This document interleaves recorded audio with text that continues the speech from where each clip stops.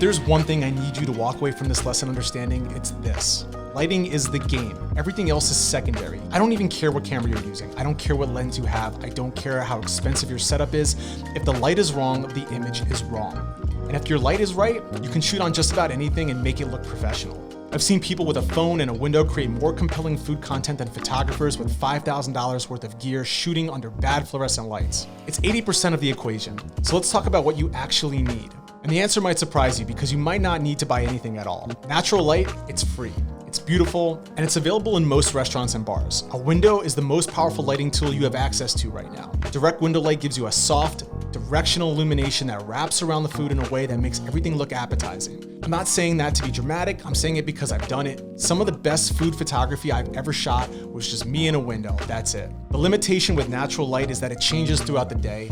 Morning light looks different than noon light, looks different than golden hour. Cloud coverage changes it. The direction shifts as the sun moves, but once you learn to read natural light and work with it instead of fighting it, you've got a skill set that transfers to everything else. So before you spend $1 on lighting gear, I want you to master this first. When you're ready to invest in actual lights, continuous lighting is where I'd start. These are the lights that stay on. What makes them great for beginners is that what you see is what you get.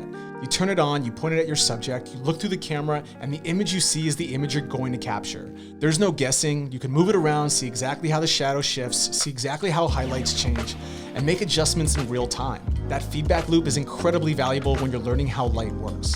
For a budget starting point, a Neewer LED panel and a basic softbox will run you about $150 total.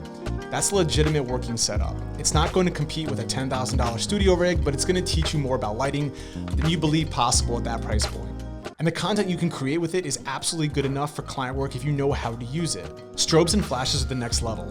These are bursts of light that fire when you trigger them. More power, more control, better quality output. Godox, Profoto, those are some of the names you'll hear.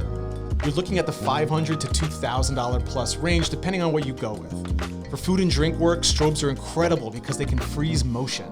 A mid-pour cocktail shot, a sauce drizzle, anything with movement, but they're more technical to work with. And if you're just starting out, they're overkill. You'll get there, just not yet. Now here's the thing that most people completely miss, and it's probably the most important part of this entire lesson. The light source itself matters less than what you do with it. A modifier like a softbox, a diffuser panel, or a reflector, these are what shape the light. They take a raw light source and turn it into something beautiful. A $200 LED with an $80 modifier on it can produce better results than an $800 light with nothing in front of it. The modifier softens the light and controls where it goes and where it doesn't go. That's what creates dimension, that's what creates mood. That's what makes food look three-dimensional and appetizing instead of flat and lifeless.